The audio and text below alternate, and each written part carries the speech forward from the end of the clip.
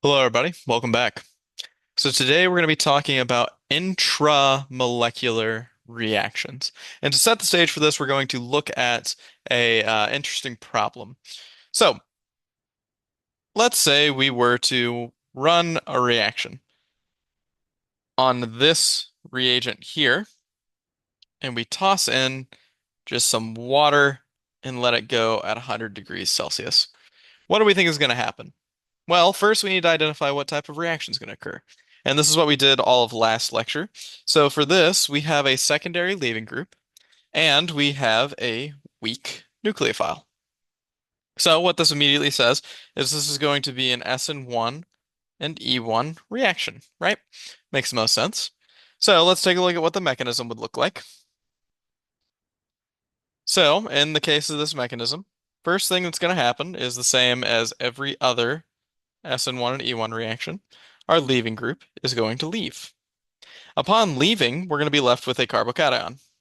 Everything's looking normal so far, right? And we always check and make sure there's any rearrangements. This one will not have any. And so if this was a normal SN1 or E1 reaction, we would expect that at this point, something would occur where this oxygen would come in, it would attack, and then we would form like that carbon-oxygen bond for a normal SN1. But this is actually not what happens. Because instead, what we see is that this oxygen that was in the molecule already is going to act as the nucleophile and attack that carbocation, right? So essentially, what we're saying is that the nucleophile is already in the molecule. And this, of course, leads us down a path where now we have made a ring. Because what we're looking at is if we were to number these, 1, 2, 3, 4, 5, 6, and then that carbon is number 7, we're forming a bond between the oxygen as 1 and the carbon as 6. So this would be a six-membered ring, right? Where the oxygen would be 1, 2, 3, 4, 5, 6, which means that here is carbon number 7. Right? And we still have a proton attached to that oxygen. So of course, at this point, this is when the water would come in and actually do something. It would act as a base to deprotonate that and generate our actual product. But the question becomes, why does this occur? Like, why is it that something that is reacting with the solvent would actually react with itself faster? And well, the answer has to do with entropy.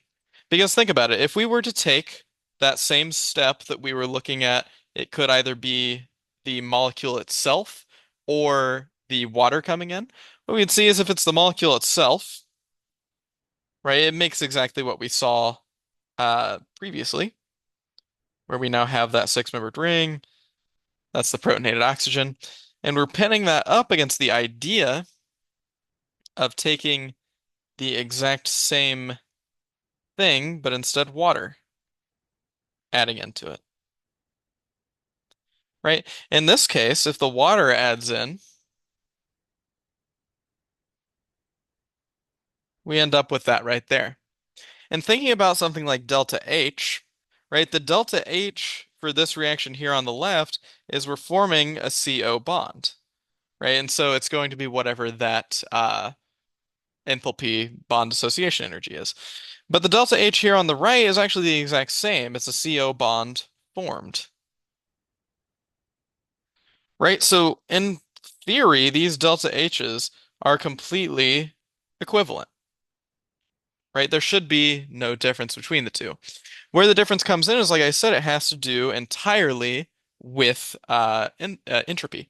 So looking at entropy, on this reaction here on the left, we have one reactant that then reacts and makes one product, versus on the right-hand side, we have two reactants that then react together to form one product. We've discussed entropy in some previous lectures, and we've always said that in the case of looking at reactions, we want things to be more chaotic. And so the more things we form is usually the better. So if we go from one thing to one thing, our delta S here is entirely neutral. It's zero, which is technically favorable, quote unquote, right? Because it doesn't hurt our delta G. Versus if we look over here on the right-hand side, the delta S here, we're going from two things to one thing, so we're decreasing the entropy, which means our entropy is negative, which in the grand scheme of things is actually disfavored. So when we're looking at these two types of reactions, clearly the one on the left will happen due to delta S favorability, right? And so that makes this reaction also happen faster. Right. The other good thing about these is that when we're looking at these intramolecular reactions, the nucleophile and the carbocation are already close enough that they can form faster than just assuming that a random collision is going to form them instead. So, like I said, these reactions have two different types of names. Right. The one that we were saying is favored is called an intramolecular reaction. Intramolecular just means within a single molecule.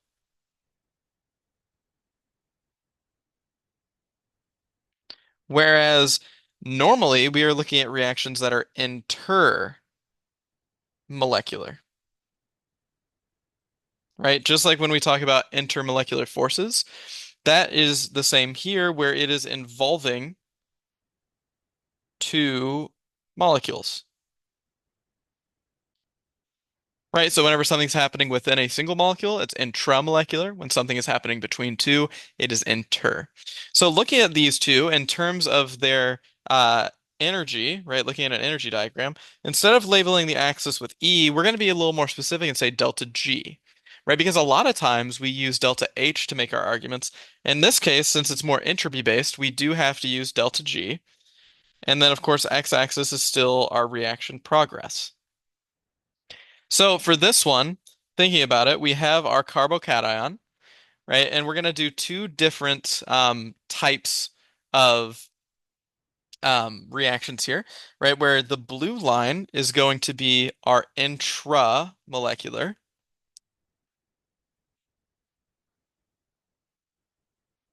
right? So that is going to be one molecule versus the red trace here is going to be our intermolecular, which requires two molecules.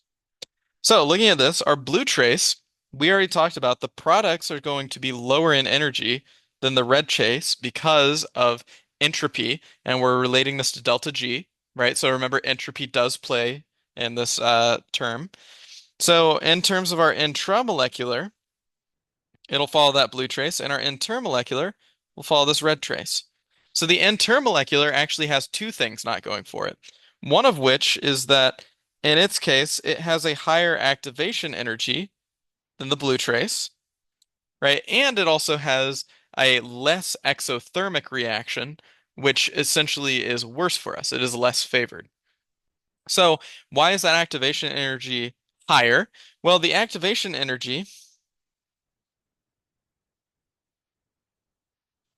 is higher due to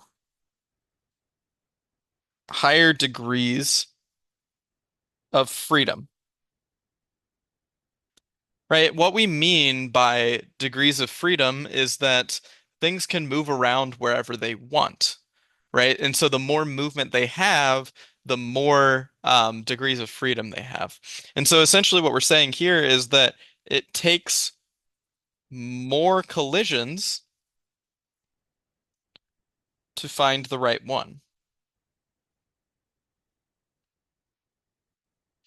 It's much easier when the molecule already has the nucleophile and it can just bend around and give itself a high five. You can imagine it being something along the lines of you're giving yourself a high five, right? Which is just clapping. And I'm sure that you find clapping very easily. But if you try and give someone else a high five, sometimes you miss, right? And so it takes more collisions if you're working with two people to do a high five than it just yourself. All right. So what does this mean for us overall? Well, overall, intramolecular reactions happen faster than inter.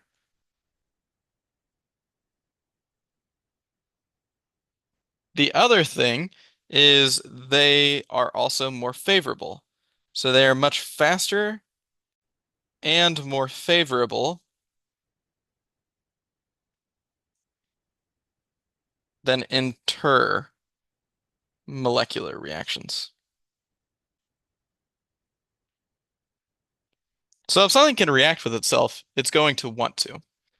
Now, the other thing to keep in mind here is with this reaction, right? We had shown up top that thinking about this overall molecule reacting with H2O at 100 degrees Celsius, we were only drawing the SN1 product.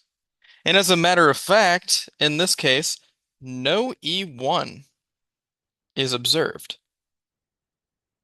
which is really interesting because normally SN1 and E1 come together, right? But here's the thing that you need to keep in mind. Think about back in one of our previous lectures, right? What we said for SN1 versus E1 was that in the case of SN1, we were normally going in terms of something is adding on to your carbocation, and you're starting out with two things making one thing, right?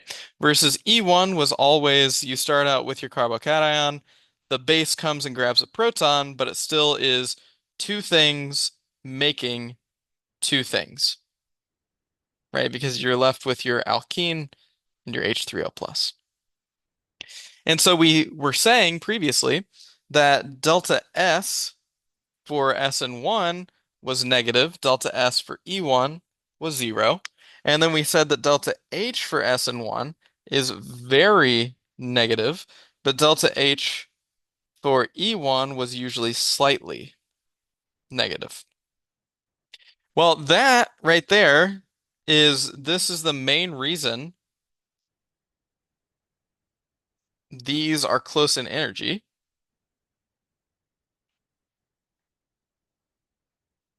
But we know that with intramolecular, delta S doesn't matter for us because it's 0, right? So this term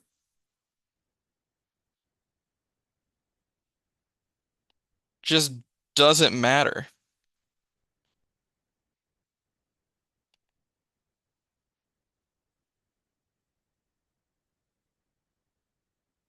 So SN1 is heavily favored.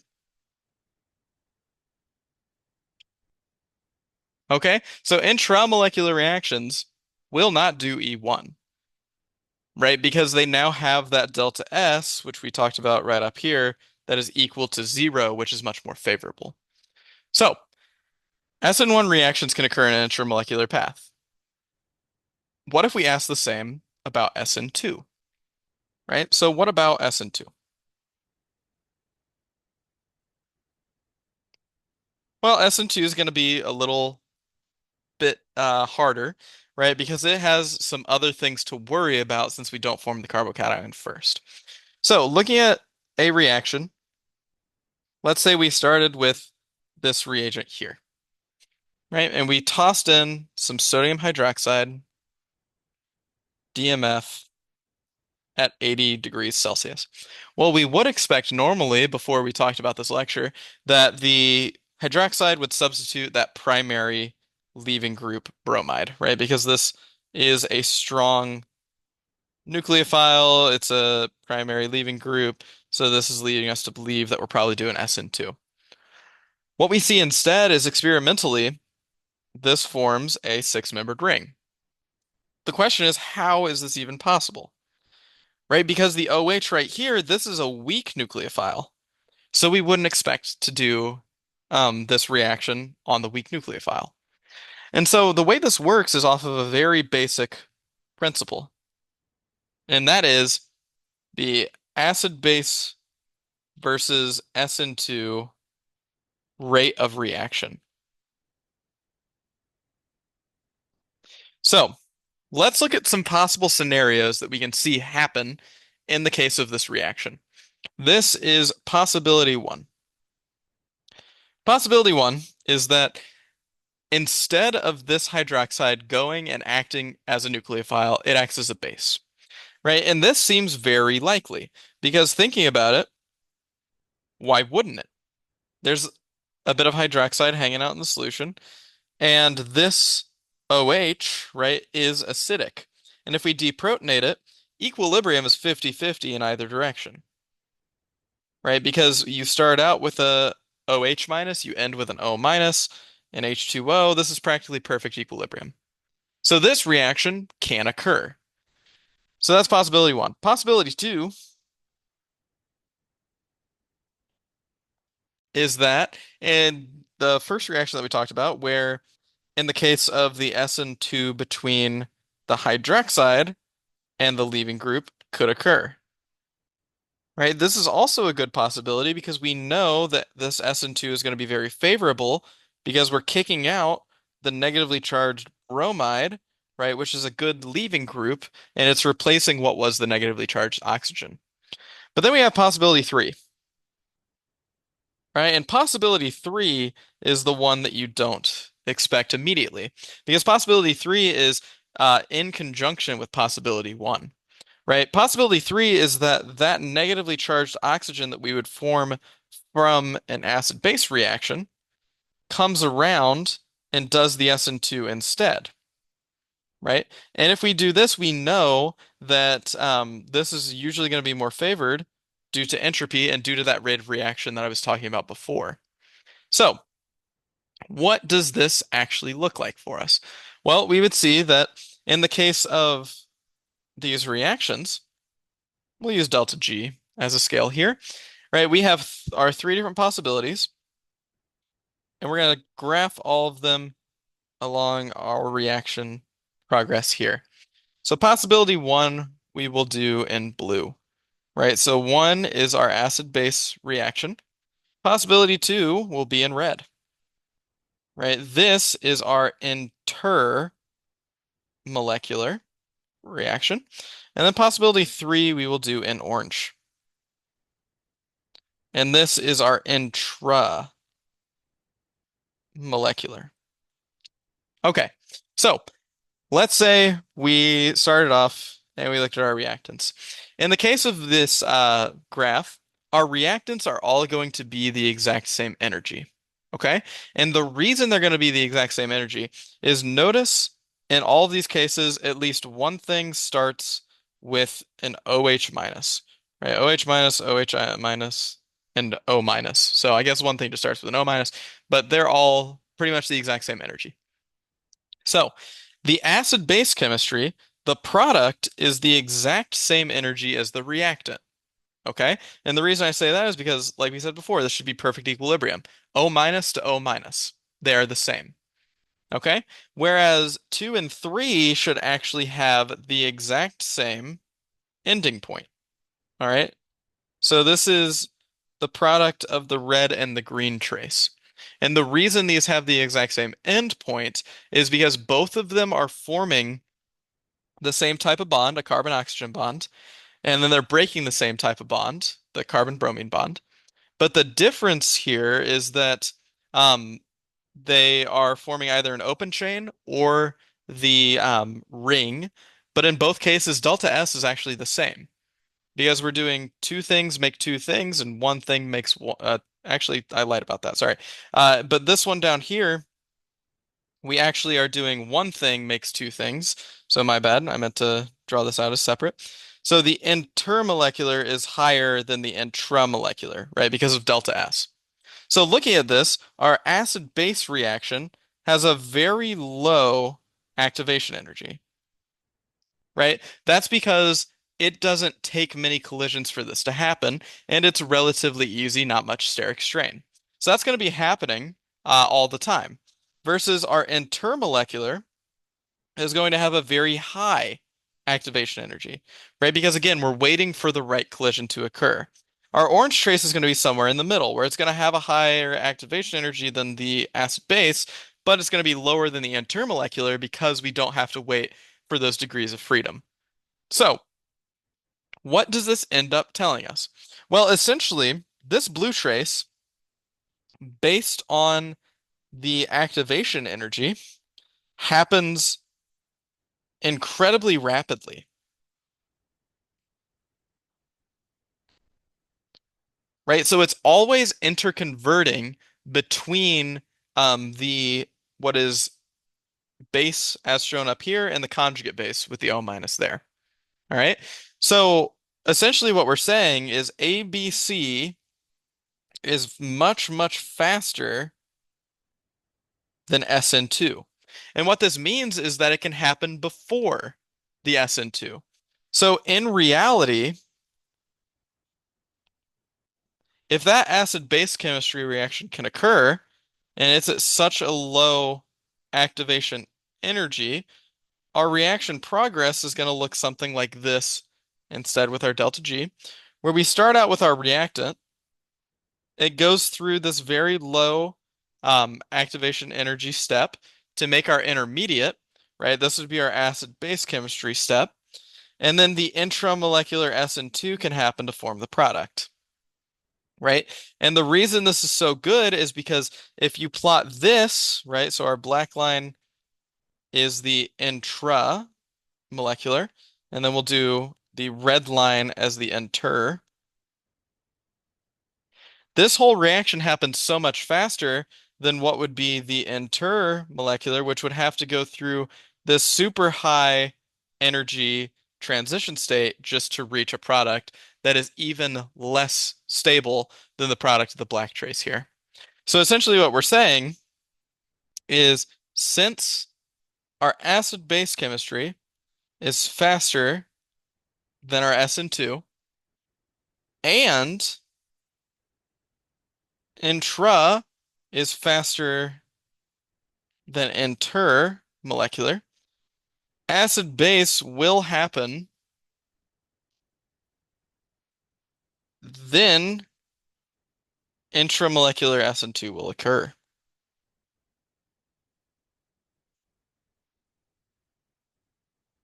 Okay, so essentially what we're looking at is anytime we have a nucleophile that is in the same molecule as a leaving group, we can see them do substitution reactions, right? So our overall mechanism for this reaction here is exactly what we just described, where at first we go through and our hydroxide deprotonates our alcohol. From here, we have our strong nucleophile and the same thing as our electrophile and leaving group. So it'll do the intramolecular SN2 and it'll form that ring right there. Okay? So essentially, this reaction is going to be somewhat important, right? Not all molecules are going to be unfunctionalized alkyl bromides or alkyl whatever leaving group it is. So keep that in mind as you want to pay attention for things that can be nucleophiles that are in the same molecule as your leaving group. But there is one little thing that you need to keep in mind about these reactions, and that is the intramolecular reactions depend on the ring size you're forming, right? So the overall reaction energy depends on ring size. So we're going to use something from way back that you may have found completely useless, but it's going to come back once again. And that is we're going to look at some cyclic structures, right? So you might remember we did this with cycloalkanes, but now we're going to do these with some cyclic ethers, but the trend is going to be the same, right? A six-membered cyclic ether has some ring strain, right? It's not exactly perfect like our cyclohexane. So it has a 1 kilocalorie per mole ring strain. And of course, as we shrink the ring size, so from 6 to 5, this now gains some ring strain. Then as we go from 5 to 4, this gains a lot of ring strain. And then as we go from 4 to 3, we're going to have just a little bit more ring strain tacked onto there. All right. And so these ring strains actually affect our final outcome of these reactions, right? Because you can imagine you usually want to form the ring that is the most stable, right? So six-membered rings are really good because they're really stable. All right. So these are stable, so they're good. But as we go down this list, some of these get much harder to make. But here's the thing, it gets interesting if you look at the relative rate of an intramolecular SN2 to form the ring type that we're looking at, right? So all of this is actually going to be set to a scale of 100 being the highest relative rate. And the reason is because some of these are really low. So if the highest rate of reaction is 100, what we actually see is that six-membered rings are not the highest rate of reaction. Instead, these are about 1.7 relative to the actual fastest one, which is the cyclopentane or the cyclopentyl ether. And so the reason for that, we're going to talk about in just a second. But you'll notice that even though it's higher ring strain, it somehow has a faster rate. Now compare that to our four-membered ring, right? We see that this one is very slow. And this is the reason that we had to set the scale to 100. Because relative to the 100 of the cyclo or the five-membered ring, it's 0.002.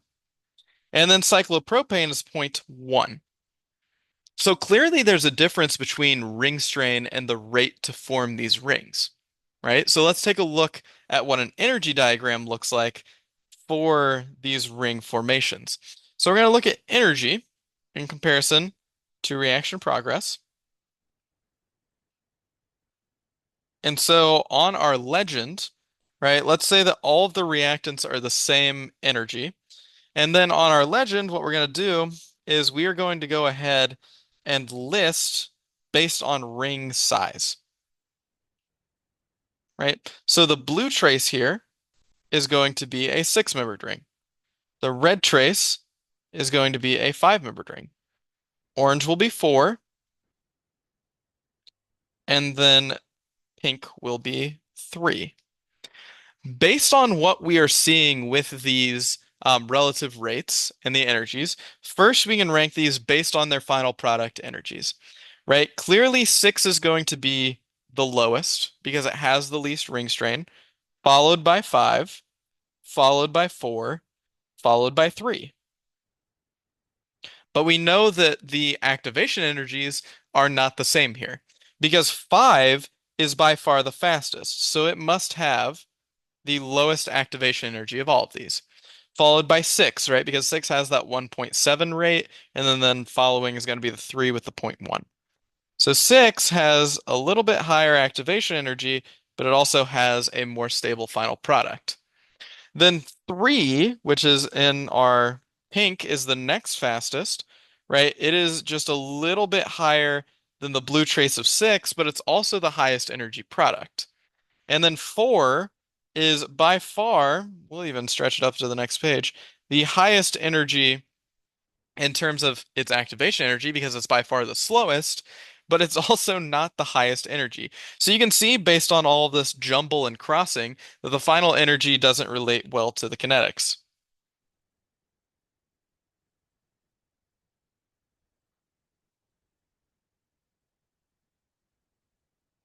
So the question is, why does this final energy not relate well to the kinetics, and what is actually happening with the kinetics? Well, there's two trends that actually matter whenever we're talking about the kinetics, and we're going to look at both of them. So the first trend here is that smaller rings have less conformations. And if you have less conformations, aka less degrees of freedom, just like we talked about earlier, that means we have more good conformations. So let's take a look at what this even means. Well, let's say that we were working with this small molecule here and it was doing this reaction step to do an intramolecular SN2. What would have to occur is that this would have to do a backside attack to kick out that bromine, right? And so essentially we would be forming what is a three-membered ring in this case. All right. What we would be looking at is remember that if this is an SN2, it has to do a backside attack of 180 degrees. And so the only way to do that is if we are looking down this bond and we actually put our nucleophile anti to the leaving group. So it's very similar to the ideas of E2 where we want the hydrogen in the leaving group anti, but in this case, the nucleophile in the leaving group need to be anti. So if we look down that bond in the conformation it's sitting in now, we would see that on this front carbon, the bromine is facing down. Then we have hydrogens off to either side here. On the back carbon, the O minus is pointing up, and we have hydrogens off to either side. So this is what we would call a good conformer,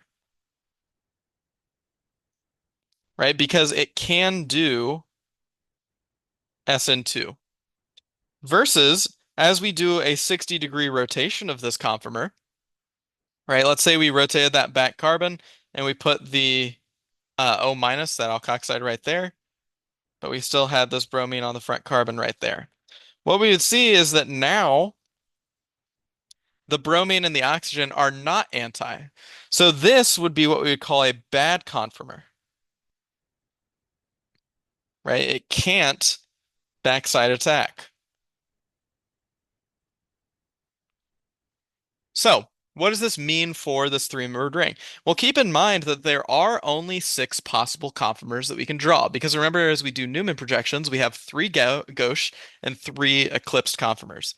So in the case of a three-membered ring, right, our number of good conformers, and this is true for any SN2, there's really only one, right? It has to be that perfect one where it's aligned to do that backside attack. Versus our bad conformers, it must be the other six possibilities, or sorry, the other five possibilities. So of the six conformers, only one is good. So what this is it's telling us that about 17% of the time is a good conformer,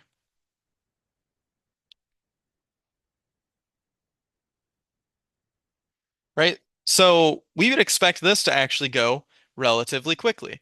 Because if we compare this to a six-membered ring, right? So let's think about this much larger and highly rotatable thing, right? If this were to come over here and do a backside attack to form the six-membered ring, we actually have a lot of conformers that we can draw. Because looking at this structure just from a thinking about a Newman projection point of view, we could be looking down this bond, right? That has six conformers. We could be looking down this bond. That has six more conformers. We could be looking down this bond. That has six more conformers. And then we could be looking at down this bond. That has six more conformers. So what we're saying is that there's four different conformation or conformationally different bonds. And so if you're thinking about how many conformers there can be, right, it is going to be of the six conformers that each bond can make, there are four different bonds that can be doing them independently. So this is going to give us our number of conformers. It's 6 to the fourth. And so if we think about that in terms of good and bad, the number of good conformers does not change between the three-membered ring and the six. It's always one. But then our bad conformers has drastically increased because it's all but one of the six to the fourth conformers, which six to the fourth is 1296. So that's telling us there's 1,295 bad conformers for this to be in. So what this is saying is essentially about 0.08% of the time in a good conformation, right? And this is an exponential scale, right? We know that because the number of conformationally different bonds is in the exponent. So this exponentially increases. So what this means for us is that less bonds means less possible conformations,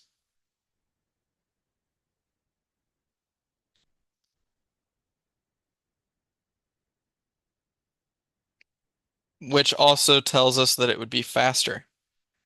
Okay. And so this actually makes some sense with some of the trends, right? Because the five-membered ring is faster than the six, so that would make sense. It has one less bond, so it's actually six to the third conformers. But then looking at the others, that would mean that the four should be faster, but it's clearly the slowest. But the three is faster than the four, so clearly something's happening there. So that's where the second trend comes into play, because it's not just this confirmation count. Instead, it's also to do with the actual stability of the transition state, right? So the transition state is always more stable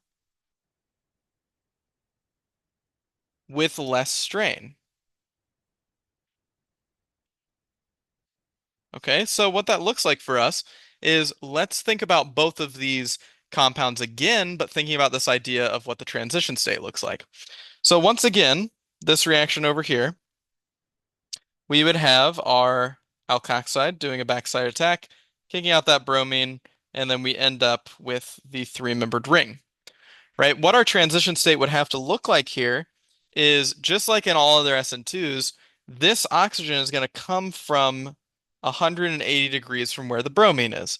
So it would have to look something like this in our transition state, right? And so we would have our partial negative charges here. But the most important thing about this transition state, we won't label the bond lengths because there's something that we will care about a little more. It's actually this angle that we've caused, right? Because if this needs to be 180 degrees and we're forming a triangle, this angle right here is 60 degrees. And remember that the ideal bond angle is 109.5. And so if that angle strain is present in our transition state, that means that our ideal bond angle is not being met, and thus we have high strain,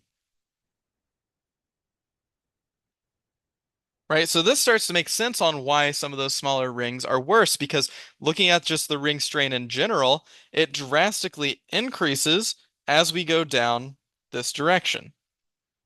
Okay, let's look at why the six is a little better though.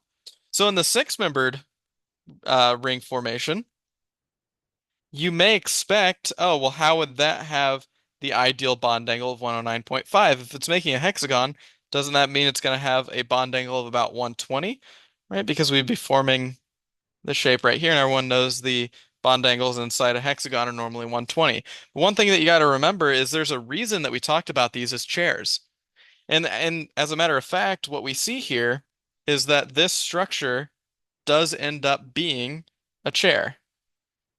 This is not my best chair ever. I apologize. It's a little harder to draw whenever you're doing it this way. But to do the backside attack, we can get to this point right here where we have our negative charges on those molecules. But what you'll see is that in a chair conformation, these angles are actually 109.5 or a little bit from it. So essentially, there is no strain here, right? And that is where this side of the trend comes from. So the things that have lower strain are essentially going to have less bond angle issues, and thus the transition state's going to be lower in energy. Now, the perfect one for this is the five-membered ring.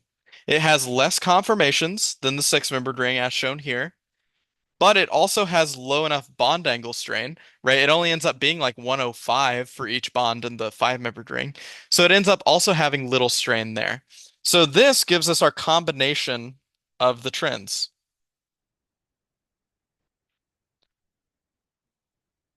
Right, and the combination of these trends is what those values came from before, where our five-membered ring is faster than our six, and that is all due to the fact that the five-membered has less conformations.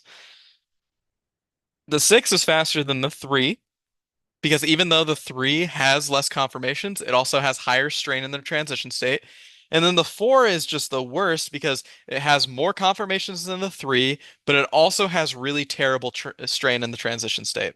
So that's what tells us that forming a 5-membered ring is fastest and forming a 4-membered ring is the slowest. Now, the question becomes, why does it matter? And the answer is it really depends. Sometimes it doesn't matter, but there are some cases where it does. For example, let's say that we were doing a reaction on this substrate right here, right? For this reactant, if we tossed in one equivalent of sodium hydroxide in DMF at 80 degrees, question is, what would we see? Well, in the case of this reaction, there are two things we can see. The first thing is, remember that our acid base is very fast. It's going to happen first.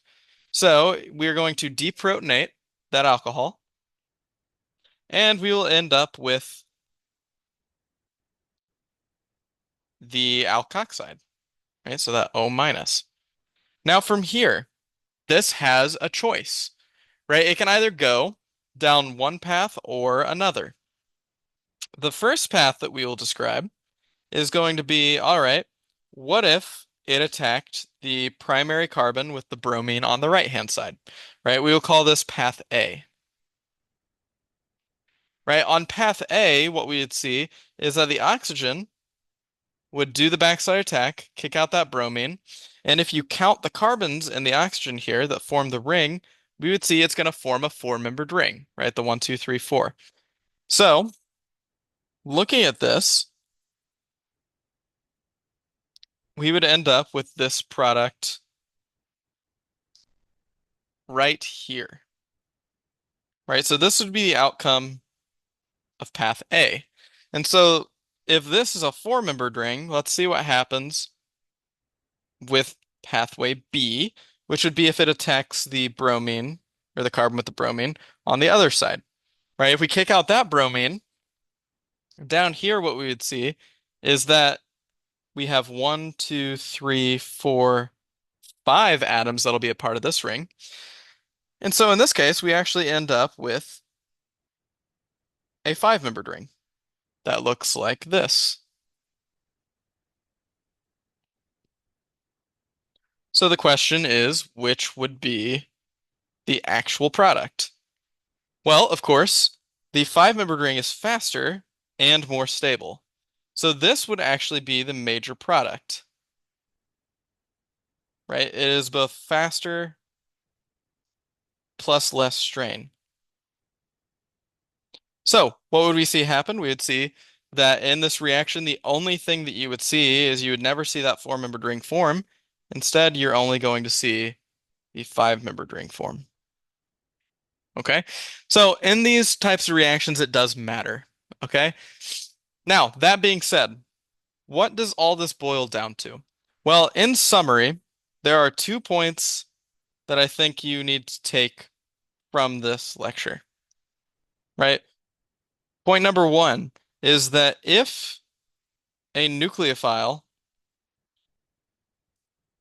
is in the same molecule as a leaving group, it will do an intramolecular reaction.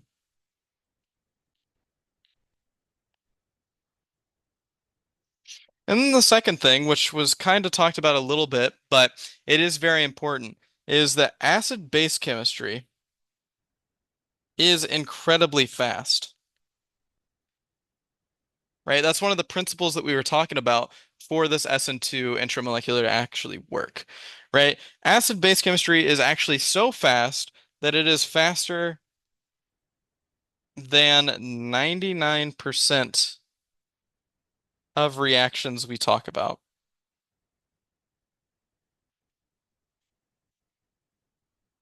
All right. So overall, intramolecular is also much faster than inter, right? And it's all because of that little bit of entropy. And then on top of that, we now know what types of rings we're going to prefer making. So with all that being said, Those intermolecular or intramolecular reactions are one of the final pieces of the big four. Next time, we're going to talk about a little bit of the opposite of this, which is going to be breaking open some of these types of rings as well as ethers. And that will end up everything before you all take exam two. So I'll see you next time for that last lecture.